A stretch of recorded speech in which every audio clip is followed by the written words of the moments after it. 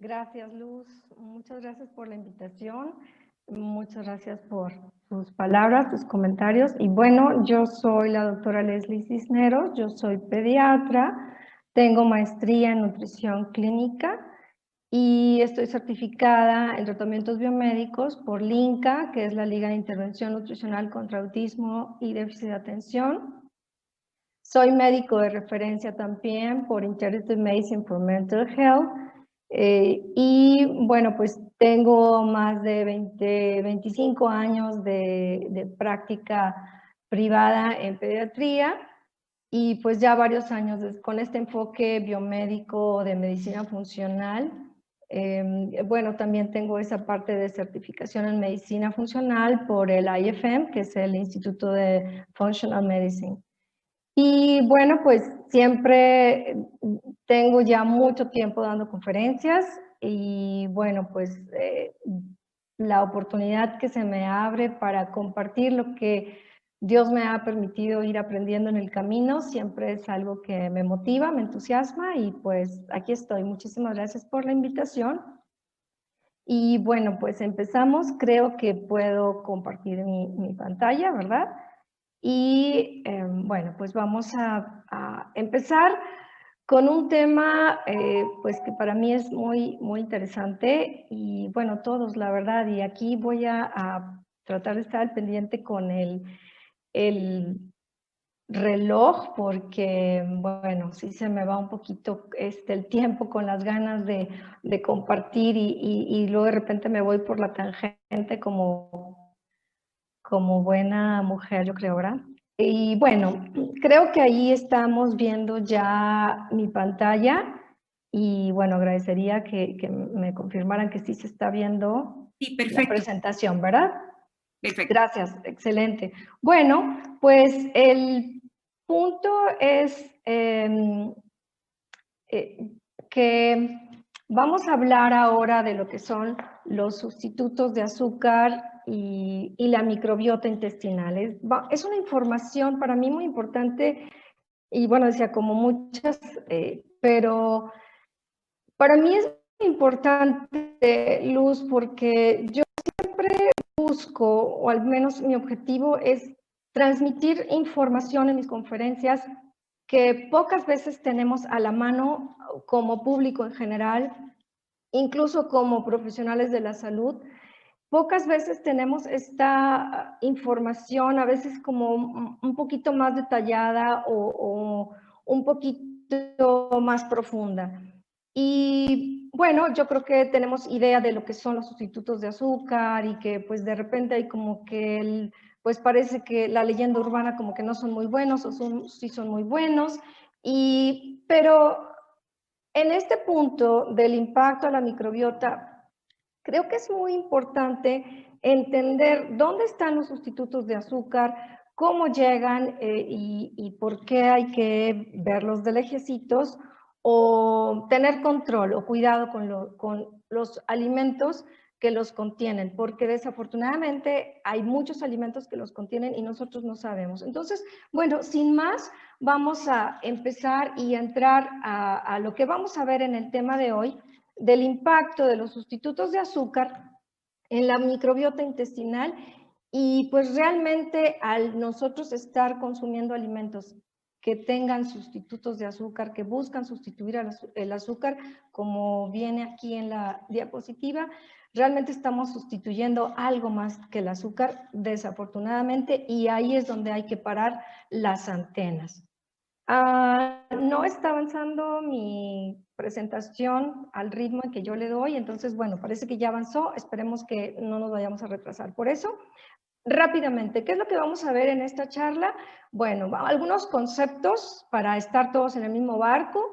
¿Cuál es el status quo? O sea, ¿cuál es la situación real de los edulcorantes o los sustitutos de azúcar en nuestra vida diaria, en el mundo en general? ¿Y cuál es la situación que impera en ese tema?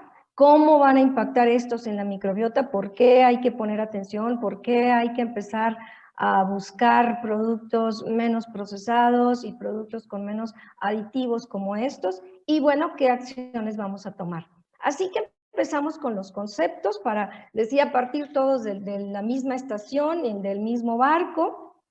Bueno, pues los sustitutos de azúcar son edulcorantes, también es otro nombre con el que se lo conoce, y de acuerdo a la definición de la FAO, que es la organización, es una organización sobre agricultura y alimentos que depende de la OMS, pues el concepto o la definición es que son aditivos que se agregan a los alimentos, diferentes a los azúcares, pero que le van a proporcionar un sabor dulce a estos.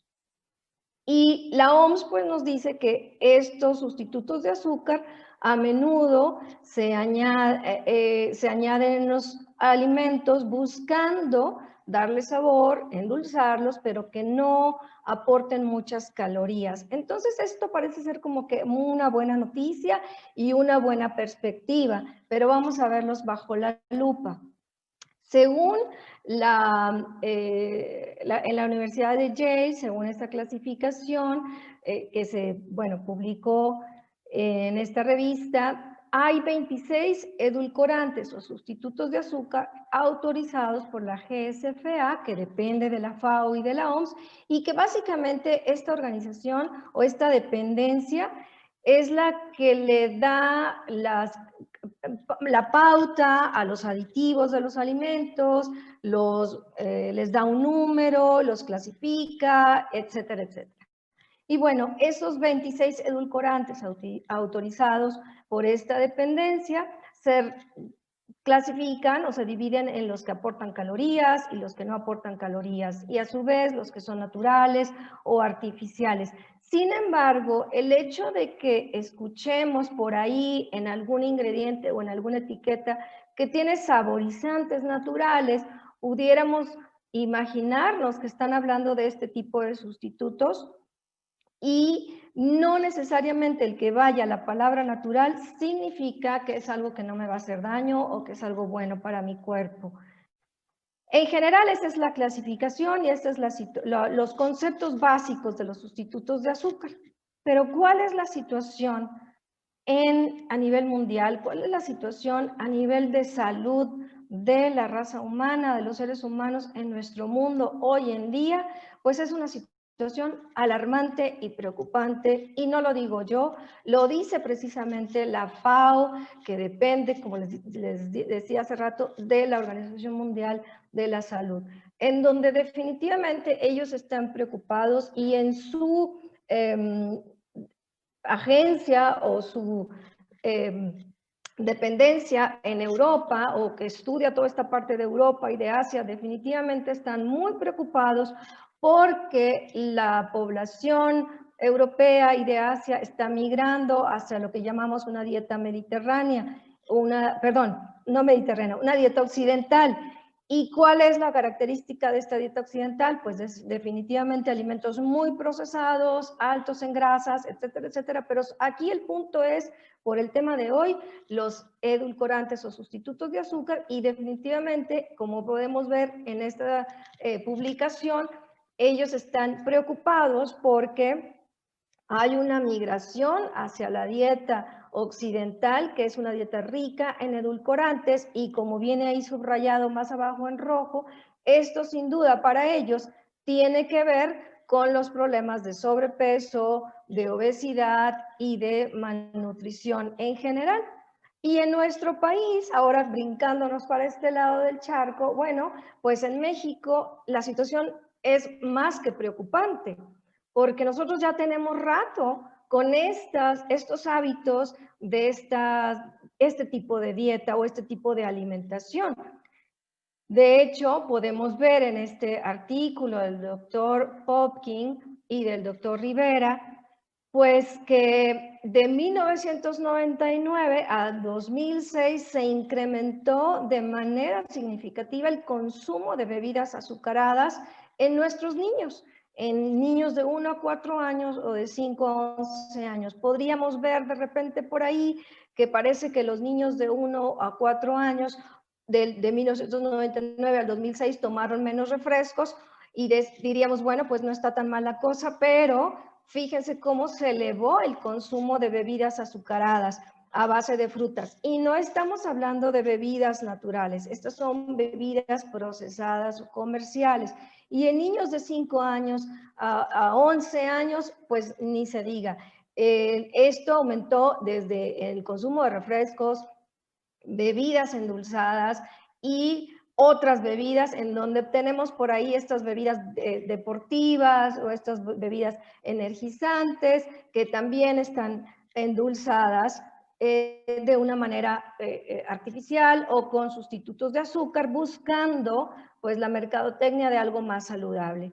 Y si nos ponemos a pensar en cuántos alimentos hoy en día los sustitutos de azúcar han entrado sustituyendo al azúcar de mesa, al azúcar de caña, que era la que más se utilizaba antes en la industria de los alimentos, por un lado, por una inercia buscando ofertar más productos saludables, porque la población por ahí pues los empieza a buscar por diferentes situaciones que ahorita vamos a ver, pero por el otro lado, porque sin duda son más baratos, para la industria de los alimentos esto les representa una ganancia interesante.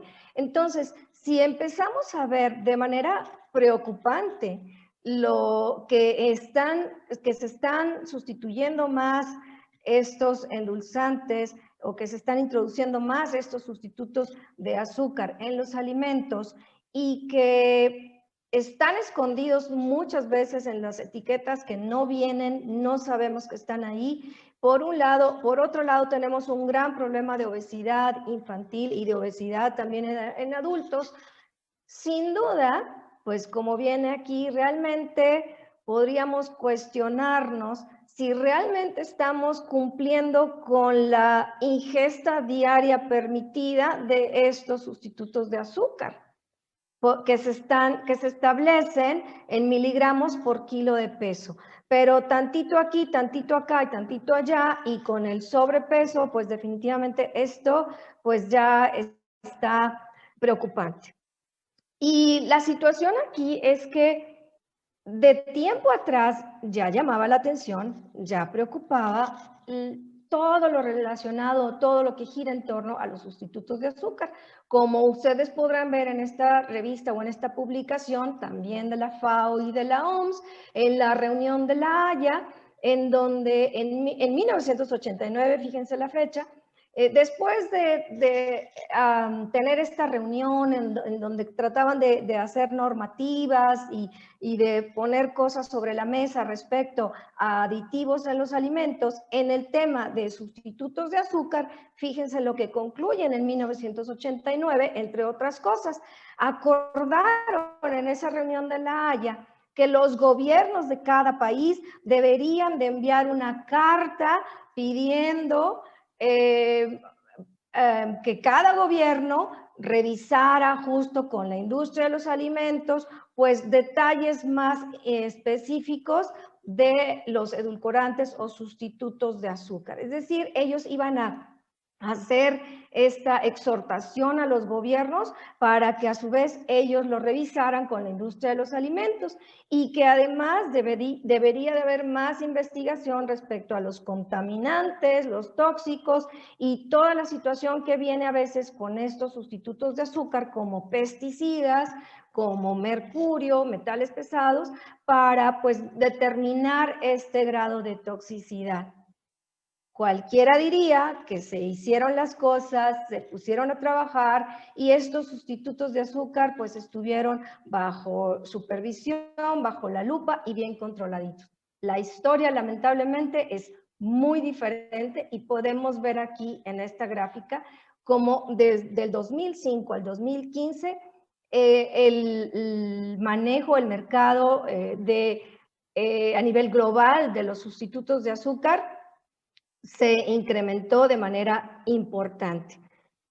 Y empieza esto mucho antes del 2005, que está en esa gráfica, porque alrededor de los 80 pues empieza a satanizarse la grasa y definitivamente todas las enfermedades crónico-degenerativas y la diabetes y la hipertensión y todo pues parecían tener su raíz en la grasa. Así que para los 90 pues todo era fat free, sin grasa, etcétera, etcétera, y empezamos a sufrir las consecuencias de este tipo de alimentación en donde la grasa se satanizó, y luego para el 2014 pues nos damos cuenta que hay que regresar un poquito y volver a retomar estos conceptos, porque ahora de fat free a por favor come mantequilla y come grasa. Entonces, en esta búsqueda de darle al público lo que anda buscando sin la información correcta muchas veces,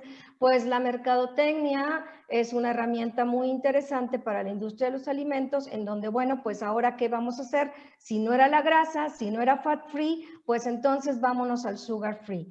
Pero hay que mencionar que en este inter de los 80s al 2000 y cacho, 2010, 2014, por ahí, de pasar a los alimentos de fat free, empezamos a quitarles la grasa, o la industria de los alimentos empieza a quitarle la grasa a los alimentos, pero empieza a ponerles azúcar. Entonces se empieza a tener un problema con los carbohidratos en los alimentos y obviamente en el metabolismo de los carbohidratos en nosotros, en nuestro organismo, y entonces las investigaciones empiezan a decir, ahí pues no era la grasa, por eso por favor come grasa, pero pues también quítenle tanta azúcar que se le puso a los alimentos. Y entonces pues está la oferta del sugar free, pero entonces aquí viene el usar la palabra de sustituto de azúcar en un contexto 100% saludable, y no necesariamente es así, y sobre todo hablando de este tipo de aditivos. Y pues ahí está la oferta y empiezan, fíjense nada más, en alimentos hasta para niños a ver sustitutos de azúcar, porque ahí dice sin azúcar, pero obviamente si no sabe dulcecito, el niño no se lo va a comer, y pues la competencia está muy interesante y hay que ponerle algo que le dé sabor. De tal manera que como consumidores nos perdemos realmente en toda esta oferta, que si fat free, que si light, que si con menos azúcar o sin azúcar o low carb, cuando a veces no es necesariamente una restricción de carbohidratos, sino una sustitución o un juego ahí con los ingredientes y con el azúcar, y empiezan los sustitutos de azúcar o edulcorantes a aparecer en alimentos que ni siquiera nos imaginaríamos. Y pues nosotros, pensando que esto tiene un contexto saludable, empezamos por ahí a comprarlos y a ponerlos en la alacena de la casa y en la mesa familiar. Y aquí, por ejemplo, en esta bebida, pues el sustituto de azúcar que se está utilizando es el aspartame. Y luego de repente, pues nosotros vamos como consumidores en el carrito del súper y tenemos por un lado el juguito con mango y luego el otro que me dice light. Y por la mercadotecnia yo ya lo relaciono con lo light, con lo fat free, con lo sugar free, con menos azúcar, pues como algo más saludable, y obviamente pues busco lo mejor para mi familia y me voy para allá, por esa opción. La verdad es que aquí no es ni una ni la otra, como que, bueno, mejor está menos peor, tal vez podríamos decirlo así, pero la verdad es que no hay a cuál irle, porque aquí, por ejemplo, en el jugo que se ofrece en su forma original, en los ingredientes podemos ver en azúcares añadidos por ahí. No nos dicen cuáles, nada más nos mencionan los azúcares añadidos, pero aparte mencionan un sustituto de azúcar, que es el jarabe de maíz de alta fructosa, que tiene muchas cosas o impactos negativos, no solo en la microbiota. Y por el otro lado, pues la opción que se sonaría la más saludable, pues tiene también por ahí sus sustitutos de azúcar, y como la sucralosa o el stevia. Y entonces ahí como que pues vamos eligiendo o pensando que estamos eligiendo la opción más saludable para nuestra familia, y con mayor razón si queremos bajar de peso, pues la opción que nos va a ayudar a controlar nuestro peso. Sin embargo, como en este artículo del 2010, empiezan a cuestionarse, ¿realmente no serán estos alimentos light con estos sustitutos de azúcar, los que han tenido algo que ver en esta gran epidemia, obvio, entre muchas otras cosas, pero entre esta gran epidemia de obesidad a nivel mundial, en donde se ve un incremento en los años 60 al 2010, por ahí, cómo aumentó el consumo de sustitutos de azúcar artificiales o endulzantes artificiales en la población y cómo aumentó en la línea roja el índice de masa corporal, es decir, estamos hablando de que la proporción de talla y peso no es la adecuada ni la más saludable, y luego como ya entrando en este milenio, pues hay nueva oferta de sustitutos de azúcar. Entonces, aquí por eso este artículo cuestionan, ¿no será por esta situación? ¿No será que nos está saliendo peor el remedio que la solución? Y la verdad es que estos sustitutos de azúcar, como yo les decía, están en alimentos que ni nos imaginamos. De tal manera que cuando uno ve este anuncio con bombo y platillo de algunos panes, ¿verdad? O alguna marca de panes en donde dice, ahora sí nosotros, en favor de tu salud, no le vamos a poner jarabe de maíz de alta fructosa al pan con el que haces los lonches. Y uno diría de entrada, ay, pues qué bueno, qué padre, pero la verdad es que esto es algo que yo he venido mencionando en mis conferencias, en donde les digo y los exhorto a que revisen etiquetas, y les decía, van a checar que en el pan en donde le hacen el lonche a sus niños o el pan en donde ustedes se comen su pan integral muy light, tiene jarabe de maíz de alta fructosa. Y entonces aquí la pregunta más bien es, ¿por qué tenía? No porque se la estás quitando, sino ¿por qué se la agregaste? Y esto tiene años, ese ingrediente ahí medio desapercibido, pues tiene años en este y muchos otros alimentos que están en el día a día de nuestra mesa familiar. Así que pasamos ahora a cómo ha estado impactando esto en la microbiota, cómo a lo largo de estos sustitutos de azúcar que ni siquiera muchas veces sabemos que nos los estamos consumiendo, pues pasan la factura a nuestra microbiota, a nuestros microorganismos en el intestino, que antes se llamaba flora bacteriana intestinal y que ahora, para hacerles más justicia, porque ya los conocemos mejor recientemente, de una década o década y media, cuando mucho para acá, los conocemos mejor, logramos identificar todo su secuencia genética, porque son seres vivos, tienen información genética como nosotros, y logramos identificar entonces, gracias a esa secuencia genética, pues que había muchísimos más microorganismos de los que nos imaginábamos, y que incluso por los genes que se lograron identificar, todavía hay un buen número de microorganismos que no logramos clasificar y ponerles nombre, y muchísimo menos saber por qué están ahí, por qué los tenemos y qué papel juegan en el organismo humano, porque los poquitos que conocemos sabemos que están involucrados en más de 20,000 funciones. Por obvias razones, las 20,000 no caben aquí, ni las puedo mencionar, pero hay muchas que ustedes pueden ver ahí que tiene que ver con el metabolismo energético, es decir, dependiendo de los microorganismos que yo tengo en mi intestino, voy a poder obtener las calorías de los alimentos, voy a obtener los nutrientes de los alimentos, voy a poder procesar azúcar, grasa, etcétera, etcétera, además de producir vitaminas, neurotransmisores, pero una cosa muy importante es el papel que juega también la microbiota intestinal en lo que es el sistema inmune. Y esto es muy importante porque mi aduana, mi filtro, lo que me protege a mí con el medio que me rodea y con el medio que rodea a mis células, es decir, lo mismo que está dentro de mí, lo que me protege, esa aduana y ese filtro que me protege lo que está fuera de mis células y lo que está fuera de mi cuerpo, es el sistema inmunológico. Él es el que va a escanear si algo es amigo o enemigo, y en base a la respuesta o a la conclusión a la que llegue, va a haber una acción. Así que los sustitutos de azúcar definitivamente vienen siendo algo extraño para nuestro cuerpo y nuestro sistema inmunológico ya está muy cargado, no por los contaminantes ambientales nada más, no por los plásticos, ni la gasolina, ni lo que se nos puede ocurrir de químicos, sino por lo que comemos. Como en marzo de este año, en este artículo de marzo del 2020, nos comentan en esta revista los autores que definitivamente nuestro sistema inmunológico se encuentra bajo fuego y empezamos por la agresión que viene a través de los alimentos, a través de lo que le ponemos en la lonchera a nuestros hijos o en el plato de comida a nuestra familia.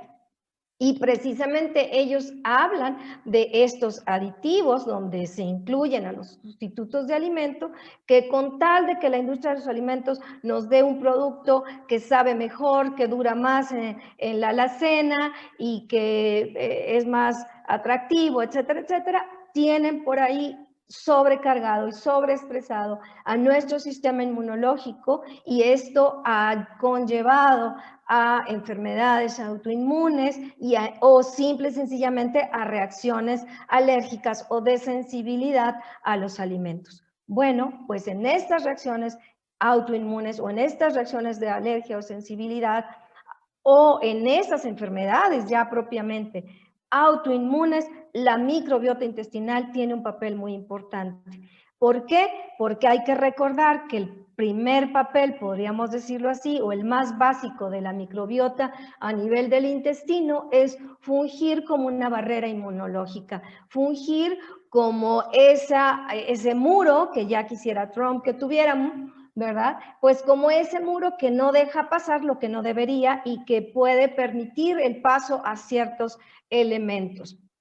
El intestino en general es el órgano más importante del cuerpo humano en relación a función inmunológica, porque el más del 70% de los soldados que forman parte de este ejército están en las paredes del intestino. Así que lo que yo empiezo a comer por ahí, el sistema inmunológico va a empezar a reaccionar a él, no nada más digerirlo y no nada más absorberlo, sino reconocerlo como algo a lo que está preparado recibir o algo completamente extraño para él. Y quien guía, quien modula, quien coachea, quien asesora, quien apoya al sistema inmunológico son los microbios o los microorganismos que tenemos en el intestino. Así que si la misma alimentación nos está llevando a un desbalance en esta microbiota intestinal, la cosa no pinta muy bien. Y estos sustitutos de azúcar son sustancias extrañas, son xenobióticos. Un xenobiótico es toda sustancia extraña al organismo humano o al individuo. Y estas sustancias tenemos que entender que van a conllevar o implican que mi cuerpo haga algo con ellos y entonces implican procesos de absorción, de metabolismo y de eliminación, de tal manera que hay algunos que se van a absorber y eliminar sin mucho problema, pero va a haber otros que van a representar una verdadera carga, ya no nada más al sistema inmunológico, sino a mi sistema de detoxificación, sin contar que en el camino de su eliminación por el sistema de detoxificación van a alterar procesos inmunológicos. Y no nada más procesos inmunológicos, procesos metabólicos, sino también a lo que viene siendo cuestiones hormonales. La xenormesis o xenormesis se refiere también a esos elementos fuera del cuerpo humano que una vez dentro de él pueden ayudar a reacciones bioquímicas o inferir o interferir en reacciones bioquímicas que en algunas ocasiones son favorables, como en los fitoquímicos, los superfoods, pero en otras, como en los alimentos con aditivos o los aditivos propiamente, pues son químicos extraños que van a empezar a causar cosas negativas o impactar de manera negativa. Y en esto Hay muchos artículos al respecto y esta información no nos llega, como mencionaba al principio, y entonces nosotros ingenuamente buscando disminuir los azúcares, porque por ahí escuchamos que los azúcares, o disminuir las grasas, o cierto tipo de alimentos que nada más dicen saborizantes naturales, por la razón que sea, por peso, por salud, lo que sea, empezamos a tomar la oferta de la industria de los alimentos de aquellos que digan que no traen azúcar o que tienen menos azúcar o que tienen o no tienen azúcar, y van ahí implícitos sustitutos de azúcar. Y esto desde hace muchos años, no es algo tan reciente, se ha estado cuestionando y bueno, realmente estos químicos extraños, qué es lo que pueden impactar al humano. Y finalmente había muchas teorías por ahí, algunas se fueron aterrizando y entendiendo mejor, pero muchas y la gran mayoría fue convergiendo al impacto de la microbiota, al impacto de que estos aditivos en los alimentos llegan a tener en la microbiota intestinal. Esto sí es más reciente, entender realmente cómo o el por qué ciertos químicos o aditivos en los alimentos llegan a perjudicar al ser humano al grado de ser cancerígenos, etcétera, etcétera. Bueno, pues porque logramos entender el impacto en la microbiota. Y les decía, esto es más reciente porque a la microbiota la acabamos de reconocer relativamente poco. A la microbiota tenemos poco de entender todas estas 20,000 funciones en las que están involucradas, y en gran porcentaje, no un papel muy pequeño o insignificante, sino un papel muy importante en el metabolismo de carbohidratos, de grasas, en cómo proceso yo o puedo aprovechar incluso un medicamento que me receta el médico. Y bueno, artículos como este del 2017 estudiaron, por ejemplo, en ratones a los cuales se les dio sacarina por 6 meses, encontraron al cabo de 6 meses marcadores inflamatorios elevados. Esto habla de algo que predispone a enfermedades crónico-degenerativas, que predispone al envejecimiento prematuro de nuestros órganos, de nuestras células, en fin, a muchas cuestiones negativas. Encontraron también un incremento en los marcadores inflamatorios a nivel hepático y que se relacionaban con ciertos metabolitos microbianos, es decir, ciertos desechos, esos son los metabolitos, ciertos desechos de algunos microbios favorecen la expresión de genes proinflamatorios. Nosotros tenemos información genética y siempre les digo a mis pacientes, los genes son como switch de on y off, de prender y apagar. Hay algunos que me conviene tenerlos apagados y hay otros que me conviene tenerlos prendidos. Así que es importante saber qué puedo hacer para prender unos y qué puedo hacer para apagar los que me conviene tener apagados. Bueno, pues aquí se pudo ver que se activaban genes proinflamatorios, es decir, genes que favorecían la inflamación debido a los metabolitos de estos microbios. Es decir, es como si estos metabolitos fueran a prender el switch. Y en cuanto al balance que debemos de tener de bacterias, hongos o microorganismos en general, favorables y no tan favorables, antes les llamábamos flora bacteriana buena y flora bacteriana mala. Como les digo, los conceptos cambiaron para ser más justos a lo que representan. Ya no hay una mala, simple y sencillamente no es tan favorable y por eso necesito tenerla en una cantidad. Y la favorable, pues me debo asegurar que la tengo en una buena cantidad, en un nivel pues bastante abundante. Y bueno, el punto de equilibrio entre esta microbiota favorable y no tan favorable se rompió en este estudio, al menos en 6 especies. El ser humano tiene por lo menos 500 especies de microorganismos en el intestino identificadas. Hay otras que nos falta conocer, pero que ahí están los genes, o sea, ahí están. Pero de estas 500, pues por lo menos 6 especies. Ustedes podrán decir, bueno, pues 6 y contra 500 no son muchos, pues seguramente siguen teniendo ahí 494X. Bueno, pero cada especie está involucrada en estas 20,000 funciones o es un eslabón para que las otras trabajen. Así que hay que poner atención, aunque el número no parezca muy significativo. Y en la imagen o el resumen en que este artículo nos dice es que ellos, o lo que pudieron ellos analizar, es que al darle sacarina, este sustituto de azúcar, a estos ratoncitos, se alteró los microbios del intestino y entonces este desbalance hizo que algunas bacterias, propiamente por sus funciones, elevaran situaciones o complicaran o favorecieran reacciones bioquímicas no muy satisfactorias o no muy favorables para el organismo o para el humano.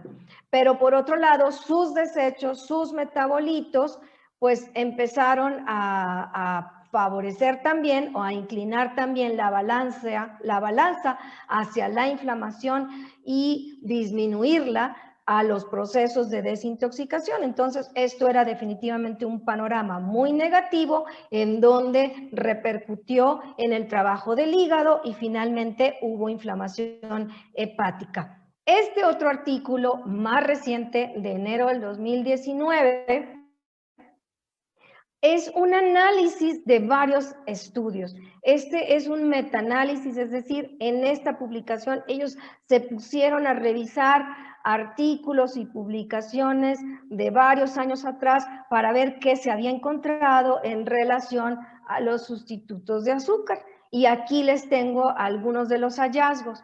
Ellos encontraron el reporte de que en uno de los estudios en ratas a los cuales se les dio sacarina, un sustituto de azúcar, por 10 días nada más, se pudo ver que ese balance de microbios en el intestino se rompió porque se eliminaron al menos algunas de las especies anaeróbicas, ciertas especies, para no entrar en detalle, pero que además inhibió el crecimiento de 6 especies más, 3 del tipo de Lactobacillus y 3 del tipo de la E. coli.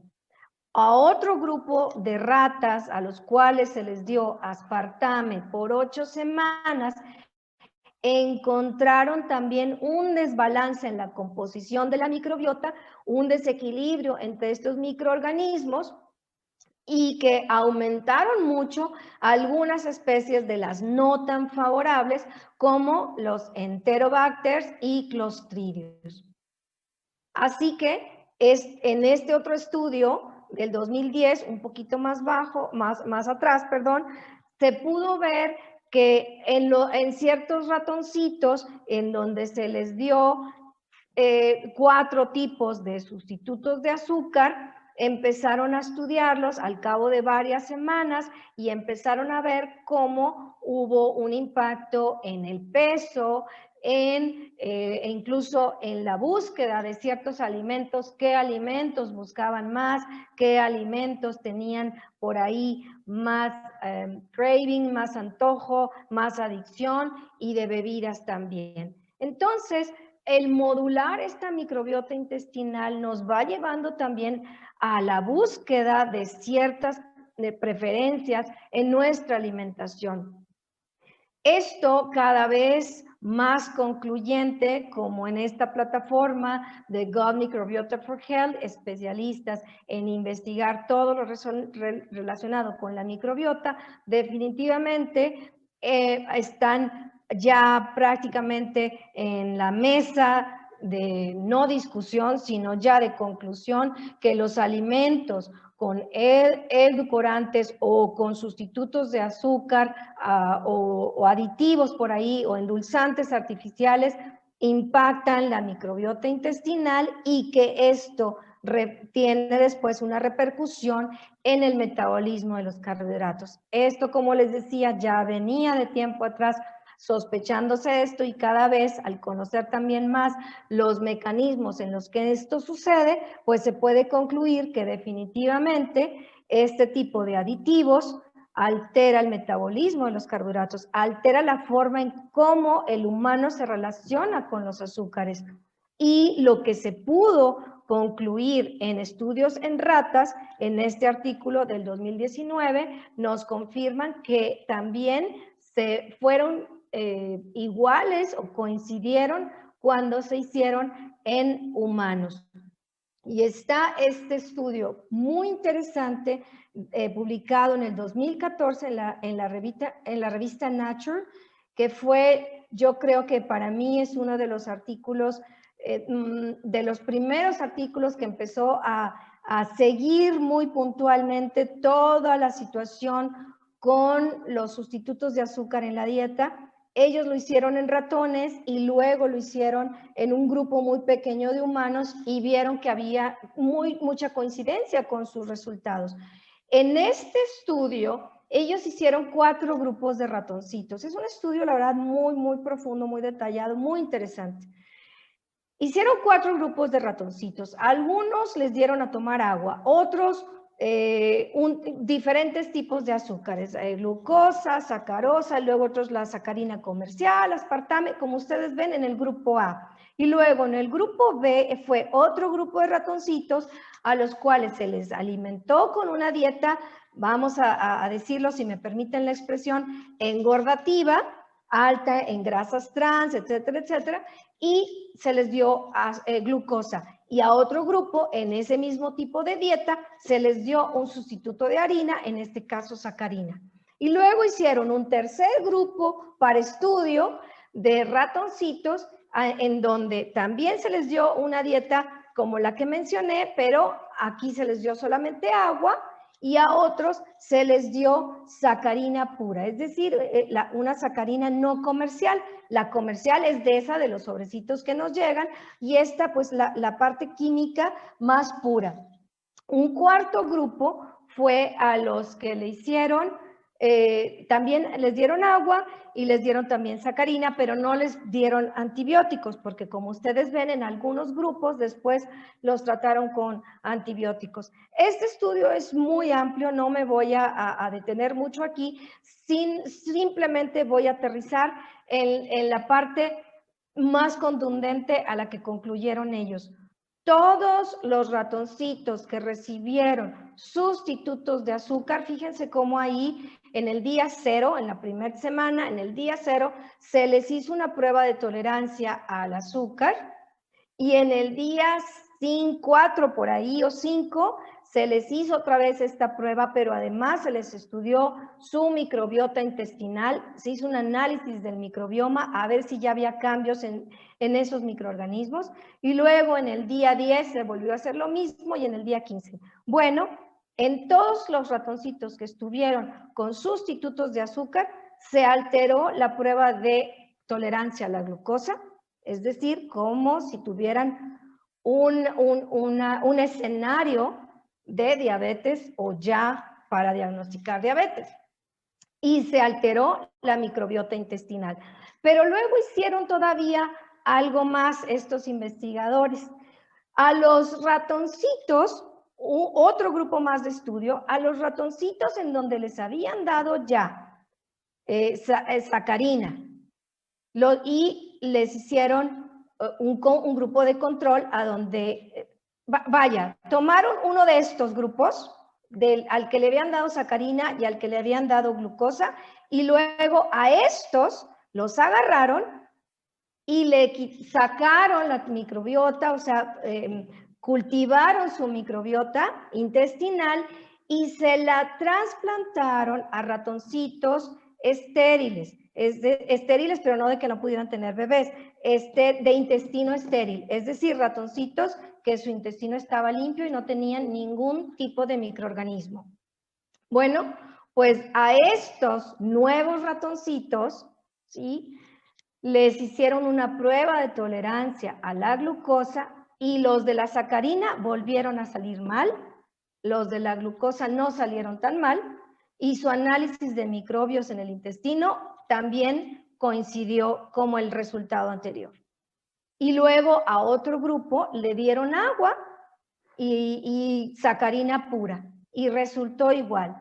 A los ratoncitos que les habían trasplantado microbiota intestinal del grupo de ratones que nada más recibió agua, su prueba de azúcar no tuvo ningún problema y su microbiota tampoco. Pero los que venían trasplantados de aquel grupo de ratoncitos con sacarina, su prueba de tolerancia a la glucosa salió mal y su microbiota salió alterada también. Esto es porque cómo después empieza a impactar la microbiota en el manejo de metabolismo, de carbohidratos. Bueno, pues es por las mismas propiedades de estos microorganismos que encuentran receptores en la pared intestinal y de ahí se va toda una cadena bioquímica, si podemos decirlo así, pero también por los metabolitos. Hay que recordar que los microorganismos en el intestino son seres vivos, entonces ellos digieren, se alimentan, digieren y excretan. Y entonces estas excretas o estos desechos, por así decirlo, son los metabolitos. Y estos metabolitos se absorben en el torrente sanguíneo, algunos son buenos, no hay que conceptualizar este término como algo negativo. De hecho, dentro de esas 25,000 funciones que estamos necesitando o esperando de estos microorganismos, pues se lleva a cabo a través de metabolitos. Entonces, hay metabolitos muy favorables y que ya están incluso implicados en nuestro diseño de nuestra bioquímica, pero hay otros no tan favorables. Esto empieza a impactar porque si el darle aditivos como estos sustitutos de azúcar al ser humano o a estos ratoncitos, pero sobre todo a nosotros, ¿verdad? Lo que sucedió en los ratoncitos y lo que sucede en nosotros es este desbalance, como ya lo vimos en esos estudios, en donde empiezan a desaparecer unas especies y empiezan a sobrecrecer otras, pues entonces estos metabolitos ya no están como esperábamos. Y algunos metabolitos sirven de alimento para otras y esto mantiene el equilibrio o sirve para frenar a otras, sirven de alguna manera como bactericidas o bacteriostáticas, es decir, como un medicamento, un antibiótico o algo, son metabolitos que frenan el crecimiento de otras. Y bueno, también entre ellos se pueden pasar esa información. Y entonces empieza todo un desorden por estos metabolitos de especies no tan favorables, como el 4-cresol, el ácido málico, el ácido quinolínico. Todos estos son metabolitos que no deberían de estar en exceso, pero están en exceso cuando hay un desbalance o un desequilibrio en la microbiota intestinal. Este que ven aquí es un estudio de microbiota intestinal. Estos metabolitos se identifican, se miden en orina. Este es de un paciente mío y bueno, pues empezamos a ver algunos metabolitos por ahí y pueden ver ustedes el número HPA, que es el número 16, y también por ahí aparecía el 4-cresol, en este paciente no estaba elevado, pero fíjense donde no nada más van a impactar en el metabolismo de los carbohidratos o el metabolismo de la glucosa, de las grasas, no, acuérdense que hay 25,000 funciones y que si se rompe este equilibrio, es decir, si hay una disbiosis intestinal, empezamos a perder esas funciones, pero empezamos a tener otras no tan buenas o tan favorables. Este HPA, este metabolito de unas especies de Clostridia, inhibe una enzima que se llama la dopamina beta hidroxilasa y entonces la dopamina, que es un neurotransmisor, no se puede convertir a noradrenalina, que también es un neurotransmisor. Y entonces el paciente está o la persona está en lo que llamamos un estado dopaminérgico. ¿Qué es esto, doctora? Bueno, la dopamina es un neurotransmisor de alerta de supervivencia y de alerta, pero de una manera pues muy primitiva, por decirlo así, decirlo de alguna manera, y entonces una persona que está en este estado dopaminérgico o con la dopamina muy elevada, pues es una persona que va a estar aprensiva, se frustra muy fácil, que es una persona irritable, es una persona que puede incluso estar con conductas obsesivas, es decir, una persona que siempre está a la defensiva. Y bueno, esto es como resultado de todos estos metabolitos. Cuando hay una eubiosis, todo esto funciona como debería estar, los metabolitos incluso están en equilibrio, pero cuando hay una disbiosis, el metabolismo está, o los metabolitos están alterados. Hay muchas cosas que rompen este equilibrio de las bacterias o microorganismos en general en mi intestino, y uno de ellos es la dieta. Y estos alimentos con azúcares refinados, estos alimentos con ciertos carbohidratos complejos o con sustitutos del azúcar, definitivamente está comprobado que rompen este equilibrio. Y el jarabe de maíz de alta fructosa es uno de esos sustitutos de todos los que hemos mencionado por aquí o que hemos revisado rápidamente. Y el jarabe de maíz de alta fructosa, que bueno, ya no va a estar en el pan integral, pero está en el otro pan y en muchos otros alimentos, como en la katsu, pues además de que viene contaminado con mercurio y contaminado con pesticidas, definitivamente también altera la microbiota y de hecho la vuelve adictiva, y entonces por más que yo quiero dejar de comer cierto tipo de alimentos, mis microorganismos del intestino realmente la piden y la están buscando. Así que, sin duda, como en este artículo que nos dicen que los endulzantes artificiales inducen una alteración en el metabolismo de la glucosa, ¿por medio de qué? Pues por medio de causar un desequilibrio en nuestras bacterias del intestino. Muchos de estos endulzantes artificiales no se digieren, no se absorben al torrente sanguíneo y en nuestro organismo y se quedan ahí en contacto directo y prolongado y continuo y crónico con la microbiota. Así que tarde o temprano esto pasa la factura y se rompe ese equilibrio. Finalmente, ¿qué acciones vamos a tomar? Bueno, pues considerando que hay un desequilibrio de microbiota intestinal, vamos a procurar una alimentación probiótica, una alimentación más natural, menos procesada, más orgánica si es posible, muchísimo mejor, para eliminar esta posibilidad de pesticidas y contaminantes. A veces, en algunas ocasiones, hay que dar ciertos medicamentos porque el sobrecrecimiento de algunas especies ya es demasiado. Obviamente esto sería por medio de un especialista. Y la parte de la detoxificación, hay que apoyar este hígado y a todos estos procesos de detoxificación y sin duda reponer estas especies que se perdieron o que se disminuyeron, y eso además de todos estos puntos lo van favoreciendo, pero sin duda de manera directa los probióticos juegan un papel muy importante en recuperar nuestra microbiota intestinal.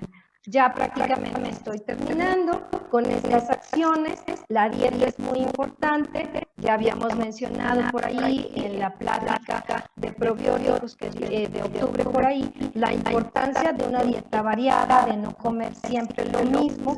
Entre más variada nuestra oferta para nuestra microbiota o nuestra provisión de alimentos para nuestra microbiota, pues que están en nuestra misma dieta, entre vegetales, frutas, etcétera, etcétera, semillas, más variedad de colores, más variedad de tipos de alimentos, más saludable va a estar esta microbiota. Y en cuanto a los probióticos, pues definitivamente hay algunos puntos que tenemos que recordar, porque pues hay que cumplir con ciertas características para que verdaderamente este probiótico venga como a sembrar de estos microorganismos que se perdieron por ahí o se desequilibraron.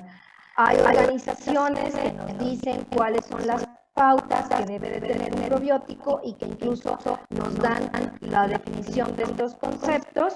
Y bueno, el probiótico es una preparación que hay en un bote, en un frasco, en una cápsula de microbios vivos que se ha comprobado que están relacionados con especies del humano y que científicamente se ha comprobado, es decir, en laboratorios que tienen un efecto en la salud. Y hay diferentes especies.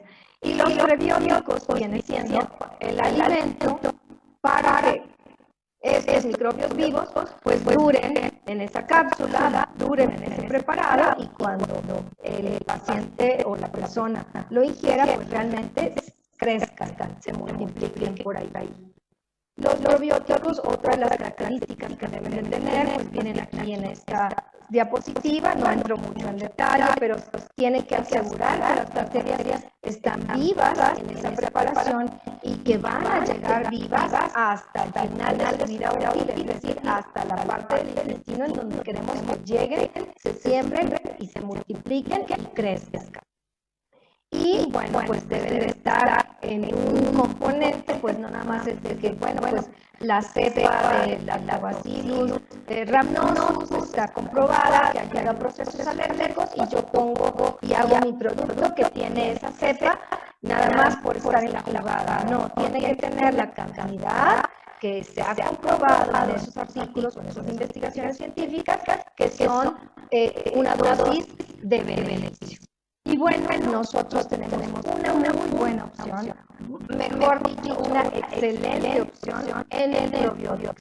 Tiene todas estas cepas, todas estas especies ya bien estudiadas en otros laboratorios, pues se integraron en este producto y son especies, como lo dije, que confieren ya sin duda un beneficio para el ser humano y pues que no nada más tiene las típicas o características o más comunes que encontramos en el mercado, sino que tiene especies, 8 especies por lo menos, que son difíciles de encontrar, difíciles de tener la opción en los productos que existen. Así que para mí es un producto probiótico que cumple mucho de las expectativas en su formulación y que sin duda hemos visto grandes beneficios y un gran apoyo en el manejo de nuestros pacientes. Así que bueno, yo con esto termino. Es muy importante entonces recordar que no siempre el que se sustituye el azúcar es algo bueno, no todos los sustitutos de azúcar confieren por sí un beneficio, aunque digan que son naturales, hay sustitutos